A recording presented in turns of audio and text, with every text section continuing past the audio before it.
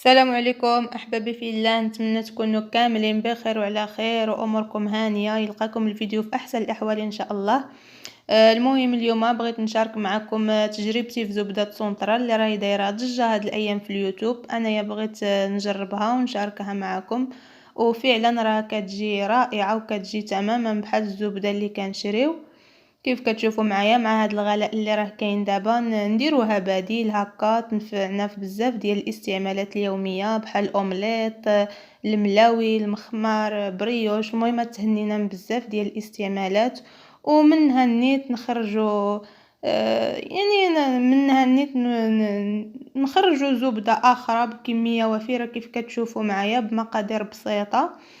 المهم نبقاو مع الفيديو والمقادير وطريقة التحضير ان شاء الله. بسم الله على بركة الله. عندي هنايا كاس ديال الزبدة الحيوانية ديال الاكل، وعندي كاس ديال الحليب، وكاس ديال الزيت، وواحد الملعقة كبيرة ونصف من الخل، وواحد الرشة ديال الملح. انا هنايا استعملت كأس العنبة، خصكم كاع العبار ديروهم بنفس الكاس. كنديروا الحليب اول شيء، كنزيد عليه هذيك الملعقه كبيره ونصف ديال الخل،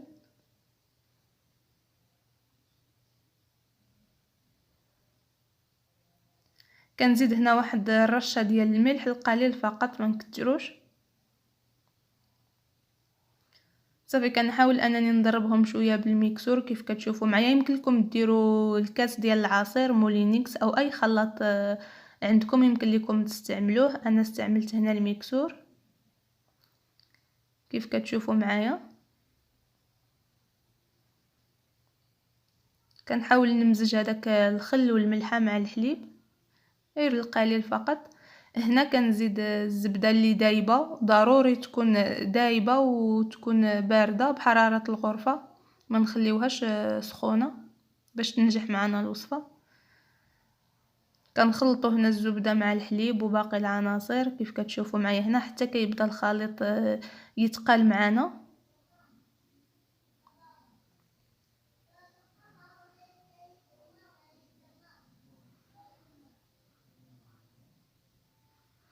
كيف كتشوفوا كنخلطوا حتى كيولي الخليط على هذا القوام. المهم راه غادي يبان لكم انه تفصل على بعضياته، ولكن ماشي مشكل.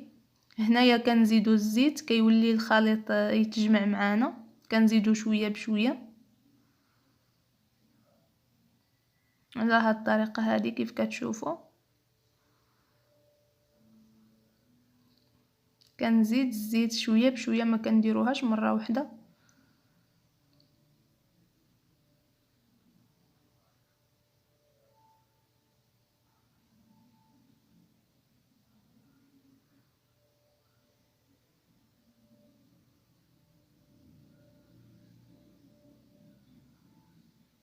انا دخلت فيها هنا كاس ديال الزيت كامل.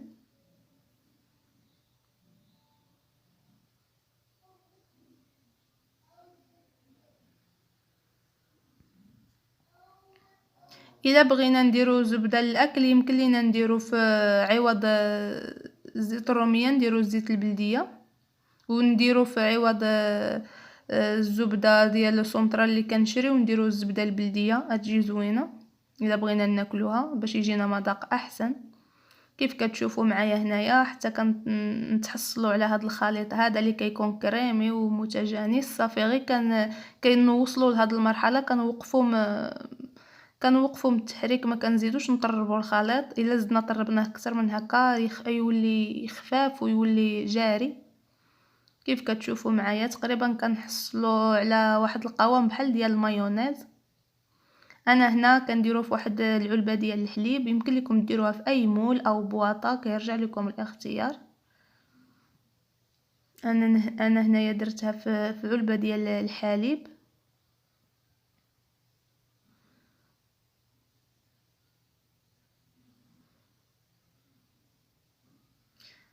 هنايا كنحاول انني نقدها مزيان باش ندخلوها للمجمد لواحد الساعه اذا كنتم مزروبين. الا بغيتو ديروها في الثلاجه خليوها تبات ليله كامله. صافي هنا من بعد ما خرجتها من المجمد كنحاول انني نحيد عليها هذاك العلبة ديال الحليب كيف كتشوفوا هنايا. من بعد ما قطعت هذيك العلبة هانتوما كيف كتشوفوا معايا كتجي الزبدة ديالنا ناجحة، كتجي متماسكة. هنا انا خليتها ساعة في المجمد ومن بعد خرجتها.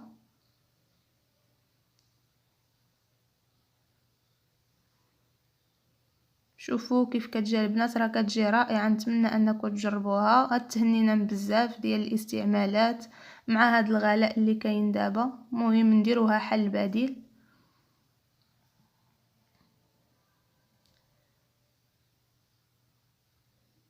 هنايا انايا بغيت ندوب معكم واحد القطعه باش تشوفوا انها كتذوب تماما بحال الزبده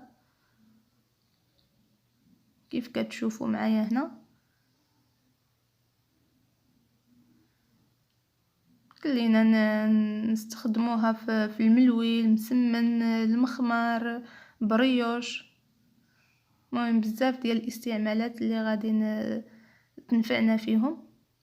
وهنايا ما بقى لي الا نقول لكم الى فيديو اخر ان شاء الله، ونتمنى يكون عجبكم الفيديو واستحسن اعجابكم، والى اللقاء في فيديو اخر ان شاء الله. السلام عليكم ورحمة الله.